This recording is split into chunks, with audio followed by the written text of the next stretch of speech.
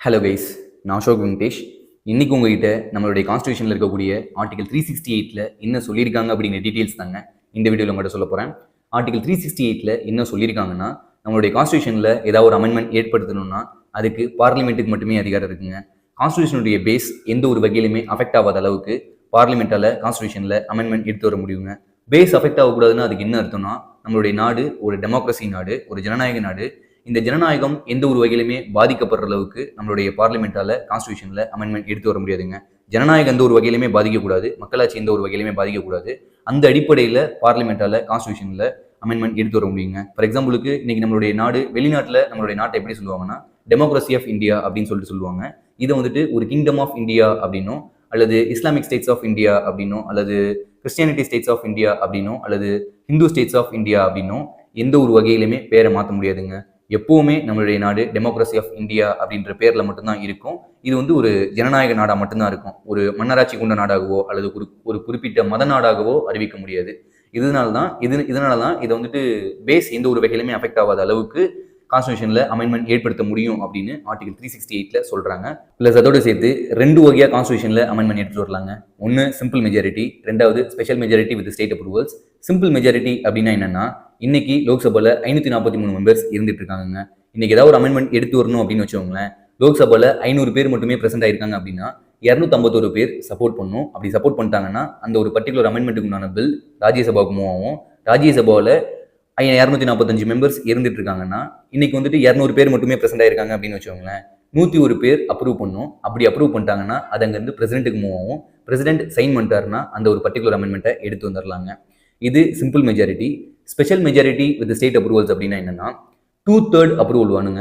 2/3 அப்படின்னா என்னன்னா, ஃபார் எக்ஸாம்பிளுக்கு இன்னைக்கு லோக்சபா எடுத்துக்கிட்டோம்னு வச்சுக்கோங்களேன், 543 மெம்பர்ஸ் இருந்துட்டு இருக்காங்க அப்படின்னா 360 பேர் சப்போர்ட் பண்ணுங்க. 543 பேருமே பிரசென்ட் ஆயிட்டாங்கன்னு வச்சுக்கோங்களேன், 360 பேர் சப்போர்ட் பண்ணணும். 3ல் 2 பேர் சப்போர்ட் பண்ணணும். அதான் 2/3. அப்படி சப்போர்ட் பண்ணிட்டாங்கன்னா லோக்சபால இருந்து ராஜ்யசபாவுக்கு மூவ் ஆகும். ராஜ்யசபால மொத்தம் 245 மெம்பர்ஸ் இருந்துட்டு இருக்காங்கன்னு வச்சுக்கோங்களேன், 2/3 அங்க சப்போர்ட் பண்ணணும். 3ல் 2 பேர் அங்க சப்போர்ட் பண்ணணும். அப்படி சப்போர்ட் பண்ணிட்டாங்கன்னா அது அங்கேருந்து பிரசிடென்ட்டுக்கு மூவ் ஆகும். பிரசிடென்ட் சைன் பண்ணதுக்கப்புறம் ஸ்டேட்டோடைய சஜஷனை கேட்பாங்க. மொத்தம் 28 ஸ்டேட் இருக்கு. அதில் பாதி ஸ்டேட் 14 ஸ்டேட் அப்ரூவ் பண்ணும். அப்படி அப்ரூவ் பண்ணிட்டாங்கன்னா அந்த ஒரு அமெண்ட்மெண்ட் ஏற்படுத்திடலாங்க. அந்த ஒரு அமெண்ட்மெண்ட்டை கொண்டு வரலாம். சரி, எந்தெந்த விஷயத்துக்கு சிம்பிள் மெஜாரிட்டி போதும், எந்தெந்த விஷயத்துக்கு ஸ்பெஷல் மெஜாரிட்டி தேவை அப்படிங்கிறத சொல்றாங்க.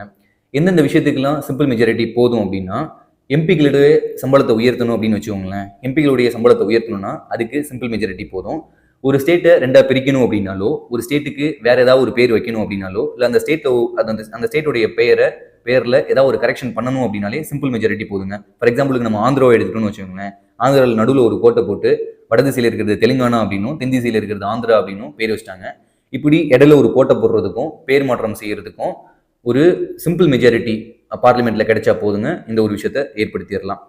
எம்பிகளோட சம்பளத்தை உயர்த்தணும்னாலும் சரி, ஒரு பார்டர்ஸை சேஞ்ச் பண்ணுறது அல்லது பெயர் மாற்றம் செய்யணும்னாலும் சரி, ஸ்டேட்டுகளுக்கு மாநிலங்களுக்கு பார்டர்ஸை சேஞ்ச் பண்ணணும், பெயர் மாற்றம் செய்யணும்னாலும் சரி, சிம்பிள் மெஜாரிட்டி இருந்தால் போதுங்க.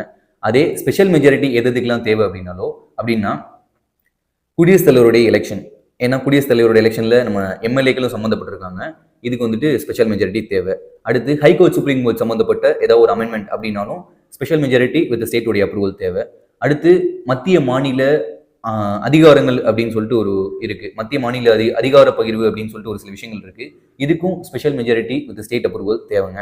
எதுக்காக இந்த விஷயங்கள் எல்லாத்துக்குமே ஸ்டேட்டோடைய அப்ரூவல் இருக்கணும் அப்படின்னு சொல்றாங்கன்னா, இது எல்லாத்துலயுமே ஸ்டேட்டும் சம்மந்தப்பட்டிருப்பாங்க. அதனால இந்த விஷயங்கள் எல்லாத்துக்குமே ஸ்டேட்டோடைய அப்ரூவலும் தேவைங்க. இந்த வீடியோ உங்களுக்கு பிடிச்சிருந்துச்சுன்னா லைக் பண்ணுங்க, ஷேர் பண்ணுங்க, நம்மளுடைய சேனலுக்கு சப்ஸ்கிரைப் பண்ணுங்க. இந்த வீடியோ பத்தின உங்களுடைய கருத்து என்னன்றதை கமெண்ட்ல சொல்லுங்க. தேங்க்யூ ஃபார் வாட்சிங் this video. Have a great life.